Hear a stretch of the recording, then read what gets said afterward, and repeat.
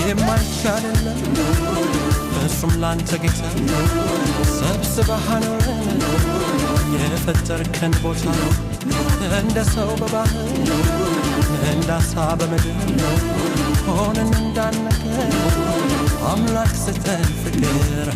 አፈሩን ከመናፈቅ በቀር ምን እረፍት ይኖራል ሰው አገር ሲከፋው አይቶ ብዙ ነገር ባዳ አገር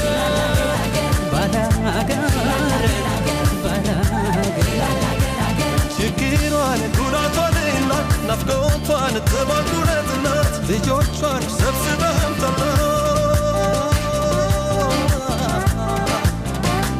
ሀገሬ ኢትዮጵያ